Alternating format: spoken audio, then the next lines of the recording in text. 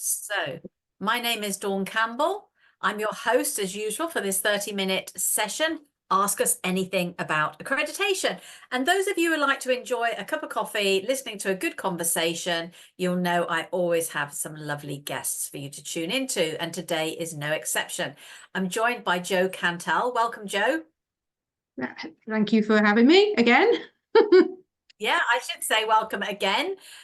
Jo was with us a little while ago, but I wanted her to come back because she's recently accepted a role within the IAPC&M as our member orientation manager. And we'll explain what that means in a little while. Jo is an accredited senior coach. She's also the co-founder of an accredited training provider. So she and I are ideally placed to answer your questions if A, you want to become a coach and or mentor. So if you want to train as a coach or mentor and add those communication skills to your existing skill set, then we can help you with that. Or perhaps you're wondering, how do I even hire a coach or mentor or get support from you guys? Well, we can talk about the fact that we've got a directory of international accredited, properly trained, insured, if the country offers insurance, best in class practitioners for you to choose from. And in fact, we do have a complimentary downloadable e-guide, how to choose your coach and or mentor, and how to choose your training provider, because it's an equal relationship. So you need to do your due diligence. You need to interview the shortlist that you've got. Maybe you are a coach and or mentor and this whole accreditation has just completely passed you by because we're in an unregulated market and you're thinking, you know, it's something that clients are increasingly asking me about. Perhaps it's something I need to address and add it to my evidence portfolio. We can answer your questions around that. Likewise, you may be a training provider like Jo and her co-founder Lisa. Maybe you're wanting to attract more international clients, make more money, train the next generation of great coaches, and make a difference. Accreditation will increasingly help you achieve that. Particularly if you're a university where you've got league tables and international students are checking one university coach training course against another. So I think that's kind of typically the audience that we have questions from, Jo. Gillian, my VA, is online and she will keep us posted of any questions. We don't get a huge amount of questions, but we do get a lot of lovely comments about that was a really interesting call, liked hearing about that. Oh, I didn't know you could be a coach in that, or I didn't know I could be coached in that subject. So let's see what comes out of today's conversation.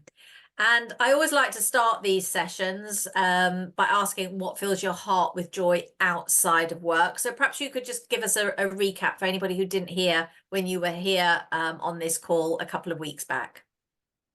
So what fills my heart with joy? Well, I'm going to say my cats, because I have 2 rescue cats. So playing with them absolutely fills my heart with joy. But also I would say dancing as well. I'm still working as a Zumba instructor 1 day a week. That was my background was health and fitness. So I've taught it for over 13 years. So I think actually connecting, I actually teach a group of ladies, all who are, I say, in the sort of slightly more mature years, and they're just a delight. They're just a joy to teach every week. So yeah, dancing, I think, because it's all about connection. Yeah, and movement, and cats are about movement as well. I mean, they don't tend to sit still, do they? They're always stretching and what have you. And what a great way to stress at the end of a busy day, playing with a little fur ball. Absolutely. Well, it depends if the radiator's on, whether they move or not. So yes, yeah, they can be sort of like very, very much kind of like glued to the radiator and have been over the last few months, but now we're starting to get a little bit more action out of them now that the weather's turning a little bit warmer.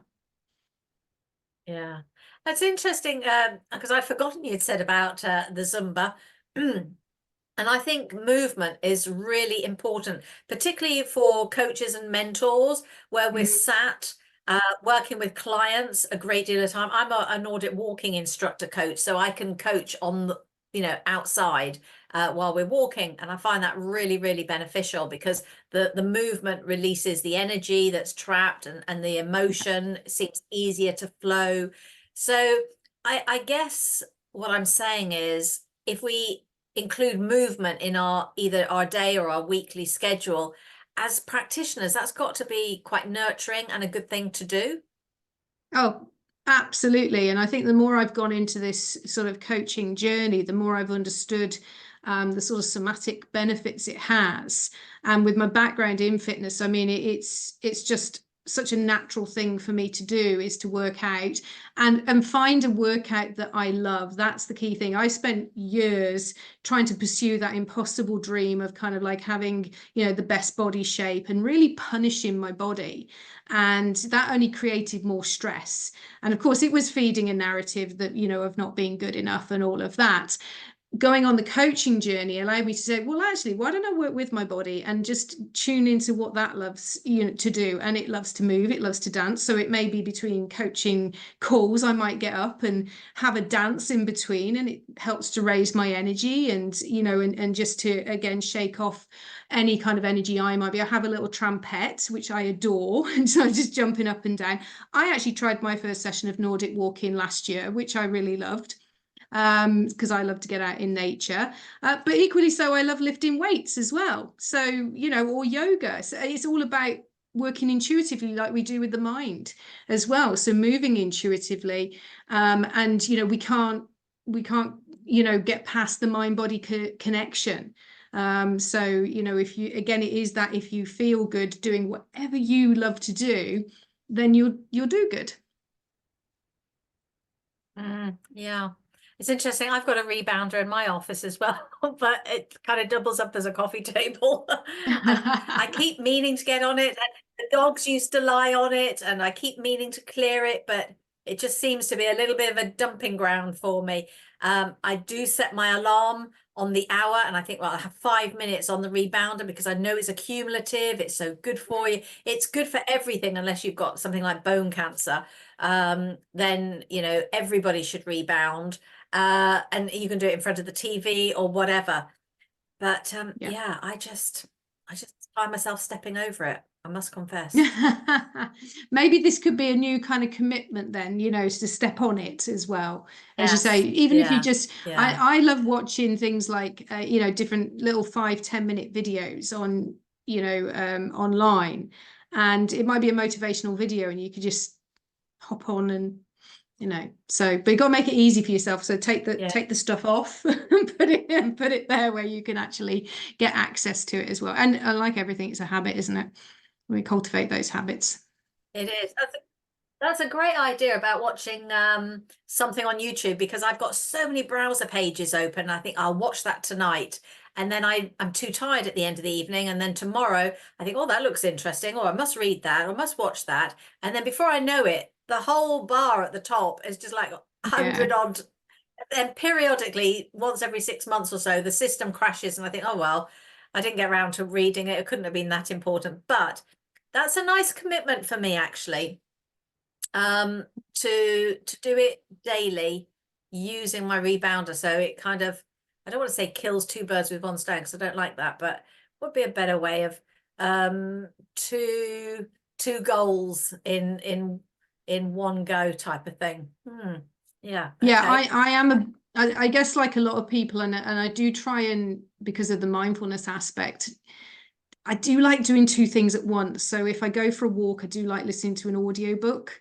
So that again fulfills that purpose, because like you, I've always got a ton of stuff I want to listen to, a ton of stuff I want to watch, and then what do I do? And so I think it's, for me, just taking those little snippets where I can perhaps watch a little video, hop up and down. Because I think the thing is when you're a coach and you're sat down a lot, and I do have a standing desk as well. So if I know I'm on, for example, a lot of calls, or I'm on an all-day workshop, which has become the norm these days, I will use my standing desk and just be shifting from side to side, because I found during lockdown, I sat down a lot and my body stiffened up so much.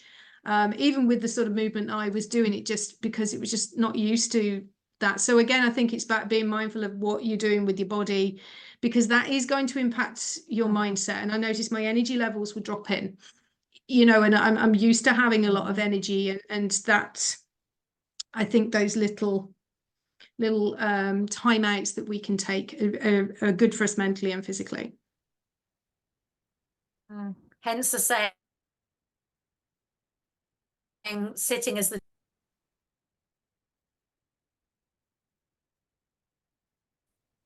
I think Joe's just frozen. No, there. so I missed that because I new smoking. Yes, yeah, exactly. And I'm very, and of course we've got the watches now that kind of like go pop, pop, every hour, don't they? Yeah. So there was something that I was just going to say about oh yeah, so I treated myself to a stand-up desk. It's electronic, so I just press a button and it just goes up and down, which I found much easier than moving everything off to my old stand-up desk, which is the camera, the speaker, etc. So I suppose in a way I've got even lazier now. I just press a button, but it was a treat. It's a beautiful big white desk that's electronic, and yeah, so I am committed to moving a little bit more. Even just doing some shoulder shrugs and just standing up, squatting, and then sitting down is better than nothing, isn't it? Absolutely. Yeah, my standing desk at the moment is under my desk because I'm still at the stage where I have to take everything off my desk before I can, and then pop it on. Yeah. Yeah, okay. So let's talk a little bit about your role. I mean, you're a training provider, you run various businesses and you've got different courses. I know you're super passionate about paying it forward and supporting others. So it was a no-brainer for you to take on the role of member orientation manager at the IAPC&M. What attracted you to the role? Let's just have a conversation around why it was important for you to add that. Because you know what they say, give a busy woman something to do and they'll find time to fit in something else. And what do you think you bring to the table? Because this is a brand new role, so you're going to make it your own.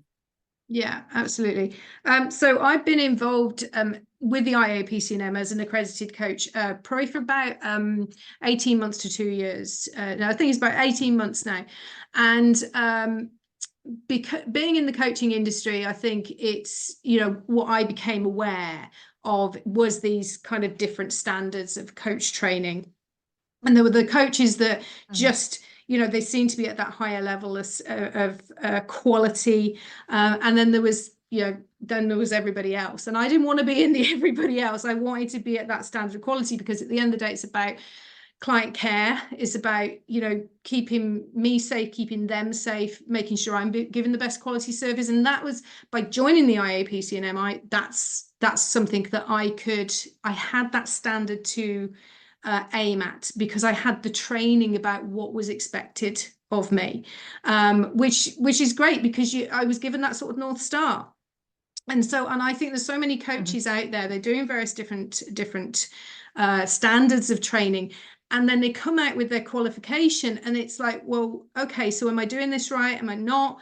Things like contracting, for example, that was something I didn't really know about. It was a lot of guesswork around that. And it was only then when, I started to go through the process. I knew a little bit about it because, like you say, my business partner is Lisa. She had already gone through the accreditation process, so obviously very much led by her as well. But so even something basic like that, which again is put in place to protect your client and yourself, and to have a very clear understanding about what is expected out of the agreement when you work together. So just something basic like contracting was a revelation to me. And so the reason why I wanted to take on this role, which was all about introducing new members to everything that the IAPC&M has got to offer and really helping them navigate, because you've got like tons, there's so much available. And that in itself can become an issue because it can become very overwhelming for a new person because they're like, I'm just getting my qualification and and then there's all this other stuff. And so I'm there as that sort of person who's just going to help hold their hand, wrap an arm around them and just navigate it. And I think for me, it's so important that they understand what they have available, and that they're not on their own, and that they have, yes, they've got their qualification, and then somebody's going to be there to say, and this is what you need to do, you know, this is where you need to go, and actually you can look at that masterclass and that's going to teach you this. It's going to be valuable business building information here. But then if you want extra training, if you want to, you know, specialize in a particular area, for example, then, you know, we can point you in the right direction. And if you need some support, you know, because you're going through something, guess what, you know, we can point you in the direction of that.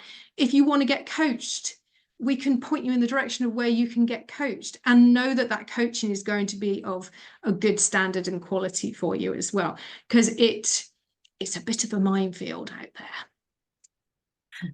It is, isn't it? Especially in the UK. As you know, I'm not in the UK, and I see that there's something like 130,000 people calling themselves coaches, and it really rose after COVID, where people added coaching, whatever their existing title was. And it's, you know, let's face it, coaching isn't rocket science. It's relatively easy to add it to your toolkit, because it's about having a good conversation. But it doesn't mean, if you're not properly trained, if you haven't served your apprenticeship, if you haven't had a mentor or a supervisor and a study buddy group, you've not had the exposure to the increasingly complex and sophisticated needs that clients are presenting these days.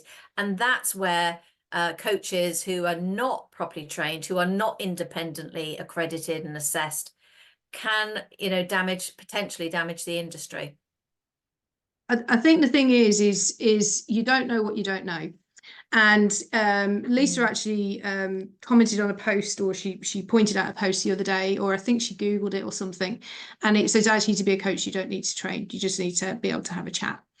And I don't know if coaching is actually particularly easy, because we train new coaches all the time. And one of the most difficult things for coaches is just to do that active listening.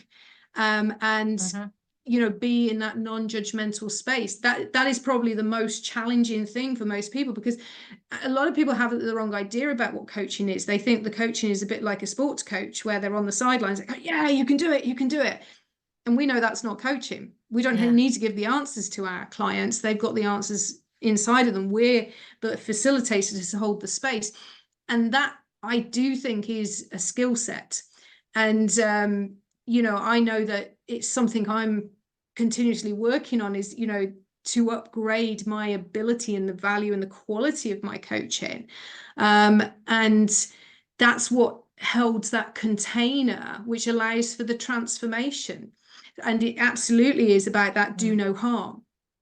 Because if you're you know, approaching it from that space, if you know the standards, obviously we've got the core capability, the core competencies, that again are made available to any member who join, any student that joins, and they can go through each one of those classes that you guys have recorded, and they can kind of check in with themselves, go, oh yeah, actually, yeah, maybe that's something that needs tightening up for me. That's something I hadn't thought of. Because, you know, when I did that in preparation for my accreditation, I learned huge amounts, and I'm just about to go into my master accreditation. I will be going back through all of those classes. So I don't know, I don't think coaching is particularly easy. I think it requires skills, and I think in terms of the quality that is out there right now, there are a lot of people who don't know what they don't know, so they could be doing harm, although there's no intention to. It's clumsy. They're being clumsy because they're ignorant. Yeah. And I hear a lot of people say they're coming into coaching because they like listening to people, they like giving advice, they like helping people. And we know all of those things are not the way coaching works. And I agree with you, it's not easy, usually because people don't even know themselves. When I say it's not rocket science, I mean from a technical point of view, because we have all these skills, we just don't necessarily use them. We don't listen intuitively. We don't ask open questions. We don't tend to facilitate an open conversation because closed means it's over and done with quickly as you're passing somebody in a corridor. You know, are you okay? Yeah, great. Okay, move on. is very, very different to asking, how are you today? And actually making yourself available and giving that person space and being present to answering. So you're absolutely right. For a lot of people, it's very habit changing, and it takes a lot of practice, which I think is why the supervision, the mentoring, the study buddy, apprenticeship stage is so important. And I think also there are lots of people out there who, with the best of intentions, want to add coaching to their skill set, but it is to enhance their communication, because we know that the quality of our communication determines the quality of our life. So, our whole life improves in every aspect if we take on board coaching skills. And I was having a very good conversation with a chap called Anish. He's coming back in May, I think it is, maybe May the 1st from memory. And he was asking me, when we do our assessment, do we challenge our applicants? What does it mean to be a coach? Is it an embodied experience, as in you don't just think, right, it's 2 o'clock, I've got a coaching session, put my coaching hat on, grab my top 50 coaching questions, now I'm going to be a coach? That's not coaching either. No. It's something that you embody. And yeah, it's a really interesting subject. What does it mean to be a coach? I think that's a really challenging conversation we should be having with more practitioners. And you're ideally placed because you're training the next generation of great coaches. I think you're absolutely right. And the interesting thing we always see in our coach training is, I think people come in thinking it's going to be an academic experience, and it's not. It is, of course, you're learning academically what it takes to be a coach, to dot the I's and cross the T's, but actually it's experiential. Because when they come into training, they're being coached, they're practicing, they're swapping sessions, they're learning the processes of being a coach. And what comes up for them, of course, is the limiting beliefs and, getting to know themselves, that self-awareness. And it really surprises them because they're going through that embodying process and they're transforming within the coach training container. And that can be a surprise for a lot of people of maybe what's down there, what's buried, what they've been suppressing for all these years. But what comes out, of course, is that liberating feeling of understanding what it means to really transform, and then what they have in their hands, those abilities to be able to help other people as well. And when you say that it actually, the quality of your communication affects the quality of your life, one of the areas that I have found that being a coach has really helped me is in networking events. So as somebody who is a business entrepreneur, I used to go to other networking events. I hated them because I thought I used to have to talk about myself the whole time and sell myself, and I hated it. And I hadn't done networking for a little while because of that experience, but I've started going more recently. And it's really interesting because embodying that idea of, what it takes to be a coach, I'm like, well, most people just want to be heard. Let me just sit and listen. Let me ask a question and let me just sit and listen. And it's actually much more enjoyable, because this is who I am now. I sit back and I listen. I ask a question and I listen. And that has improved the quality of my networking, which of course improves the quality of my rapport with people.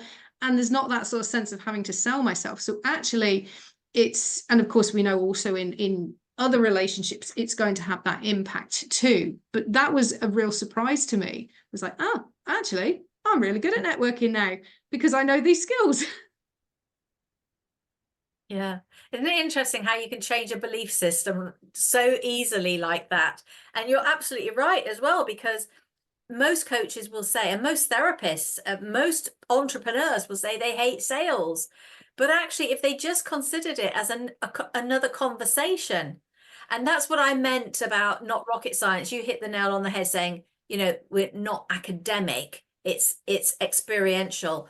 So that's what I want to get across to people, particularly as a dyslexic myself. So that's my superpower, that I wouldn't be drawn to something where I've got to write a thesis and lots of essays and, transcribe role plays and all the rest of it. I like it to be experiential. I like to be talking. I like to be having conversations, equal relationship type discussions. And Yeah, so that's really good for you to highlight that. So for me, as a business development person, sales doesn't faze me at all because it's just a conversation. And when coaches get over that mindset, that's limiting belief, which they need to promote themselves, it's the same as you saying the networking. It's all one and the same, isn't it? It's just a conversation. Yeah, just getting to know people. And so if somebody comes in to do coach training, no one's saying they have to come and be a coach, because they can then bring those skills into whatever area that they're working in. So they could be working in corporate, working with the teams of people, working in other. I mean, I don't think there's a limitation to how those coaching skills can benefit you in any walk of life, whether you choose to go down the coaching route or not. Because it is just about understanding more about yourself and understanding about how other people tick as well. Yeah, I've just finished reading a great book. Finished it this morning. Feelings Buried Alive and Never Die. So suppressed, repressed, squashed, denied emotions, they will pop up later on. And in it says the most difficult conversation that human beings will ever have is the one with themselves. Yes. They don't like to talk about feelings. And this is why we're so desensitized with social media, Netflix, whatever it is. We don't want to sit and spend any time with us and work out what really is going on internally. So fascinating book. I think it's why, I mean, obviously, in one sense, mindfulness has really, again, become much more mainstream, hasn't it? And because we're trying to balance this sort of stress and anxiety that everybody is feeling. But yeah, actually, for most people, it's the most challenging thing to just sit and be, because people don't want to be with their feelings. And I think actually from the whole coaching journey, that's one of the things that I've learnt, is to really quiet my mind and be able to have a conversation with myself and kind of figure out, for the most part, what's going on. And wonder why I'm feeling that. Wonder what's happening there. And if I can't figure it out, then I know some really good coaches that can help me. Yeah. And of course, it's a great opportunity to become your own best client, isn't it? So if a client presented this issue that I'm going through, how would I help them through it? How would I inspire, guide, motivate, coach, mentor, whatever? What questions would I be asking? I'll just check. Gillian says we've got a question from Brian. So how does accreditation help to add value and quality to my coaching? Do you want me to answer that one? Yeah, you do. Okay.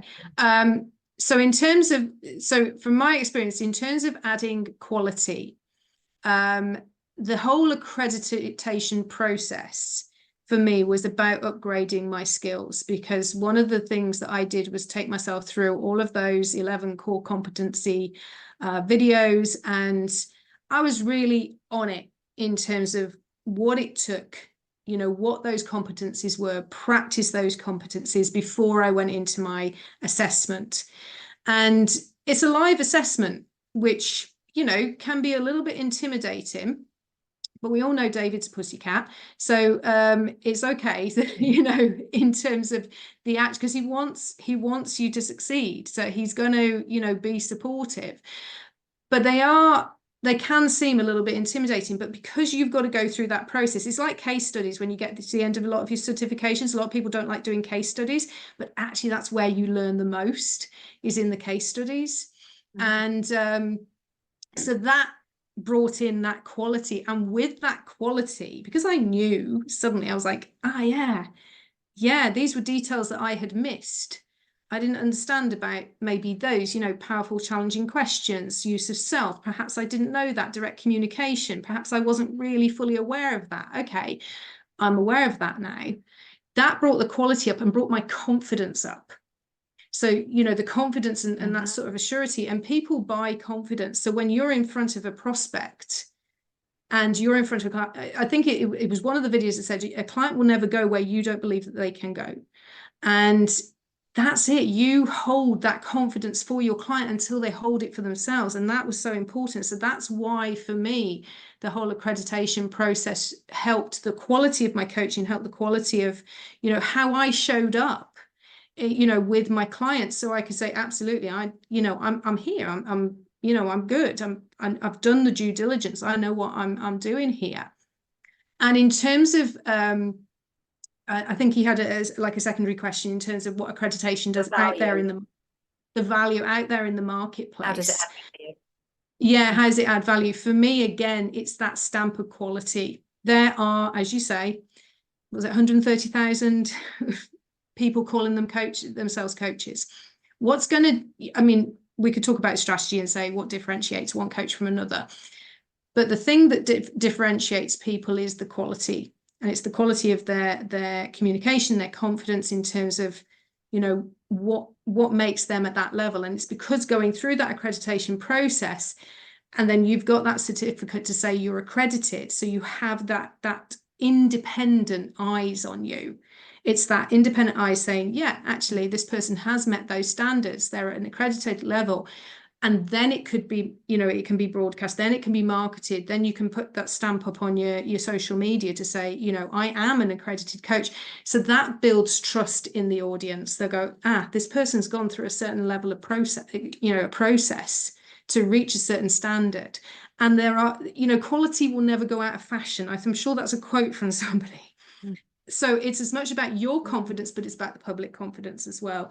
And people are out there looking for quality, because there are so many. How do you differentiate? Well, quality's got to be one of the first things you look for. Yeah, no, very well said. And what I would add to that is that David's team are very good at matching the right assessor to the applicant. So if you're, as David calls me, very woo-woo. So if we get anybody on the spiritual side, I'm probably going to be somebody who will be an assessor. If somebody's very academic, then we know it's going to be David. And then we've got other people who are going to fit in with other people in the team.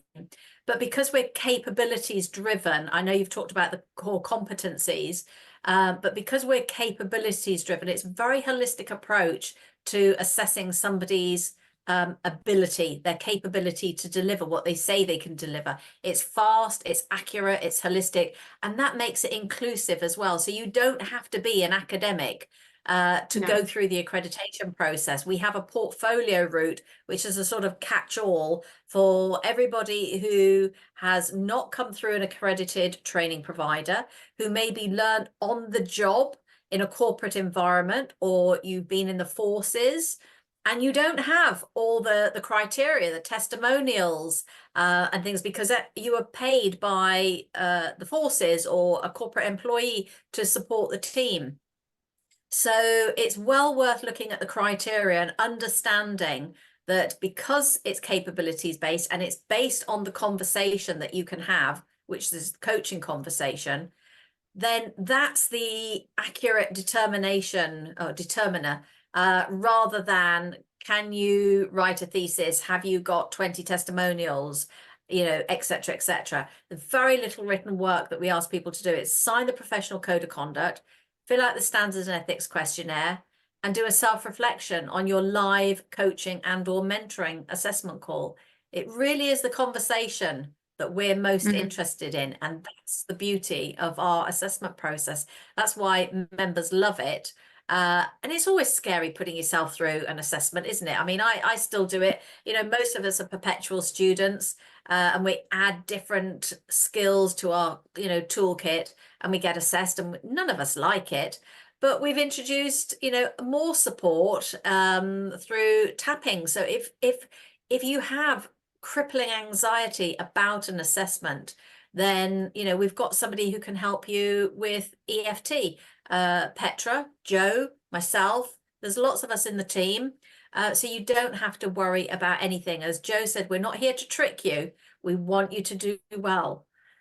So if you think you're a great coach and or mentor, then consider adding accreditation to your evidence portfolio, like you do your insurance, your certificates, your testimonials, etc., because it is increasingly what the public are asking for when they're looking. Are you an expert in your field? How do I know you're an expert? Have you written a book? Do you have a masterclass? Have you got a speech? Are you accredited, etc., etc.? So all of those things help the public identify you as the person they want to work with. I'm just conscious of the time, Jo. What, if anything, did you want to add? I think in a marketplace where there is so much choice, you have to be the person that stands out. And what accreditation will teach you as much as anything is a level of professionalism, the way you deal with it, from the way you deal with your inquiries to the way that you conduct yourself in a coaching session to how you follow up. And that again is a confidence builder. I'm sure that we've all been on the receiving end of, we've made an inquiry to somebody and they've handled our inquiry badly, unprofessionally, haven't followed up, whatever, and that's put you off the service. So it's the professionalism as well that's going to give people just that edge. Yeah, that's a very good point, because I believe how we do anything is how we do everything. Yeah. So that's why it's an embodied experience. You know, you don't just pick up the phone and think, right, I've now got to put on my nice voice and be polite, etc. It is how you do everything. And professionalism is, you know, really, really key to attracting the right people that you want to work with, because that's the whole point of being a solo or entrepreneur, isn't it? That you now have the opportunity to do what you want in the way that you want it, with the people that you want, that fill you with joy. So as Nick Williams says, you do the work you're born to do, and if you do, you'll never work another day in your life. Yeah, definitely. So on that note, Jo, I will let you go, and thank you again for joining our dedicated team, committed to being a force for good for the international community. And Jo has a drop-in clinic on the second Tuesday of every month, which is dedicated to helping new members, but not just new members, because sometimes you, as Jo pointed out, you could be a member for a year or two, but feel overwhelmed with the amount of resources and support that is available to help you develop your business acumen. So if you want to know a little bit more about the £16,000 worth of benefits as it is right now, that's predominantly complimentary. So if we put everything in front of you, that's what it's worth. So please take advantage of Nikki's drop-in business clinic, Jo's drop-in orientation clinic. You know, she'll help you navigate the secure members area and download all those very valuable resources and point you in the right direction of the right masterclasses and so on. So Jo, before we finish, what have you got coming up with your own business, either independently or with Lisa, that we need to know about? So the next thing that we've got scheduled is going to be a virtual business strategy day, which is taking place next Tuesday. It's in person, but we've got virtual spaces available. So it's online. It's a whole day of business strategy and money mindset and energy work. And then at the end, on the 23rd, we've got an EFT money manifesting and mindset workshop, which is all online as well. So if people want to, you know, release some money blocks, beliefs using EFT and mindset and energy work, then that's what we've got coming up. That's a whole other subject, but boy, it's one that coaches struggle with, isn't it? Oh yeah, absolutely. You're talking about sales. That'll be the You're talking about sales there. Yes. I mean, that's, you know, that's something I teach to our clients. You know, heart-centered selling is another area that I teach. Yeah. Okay. Great. Well, thank you for your time, Jo. It was lovely to spend time with you again today.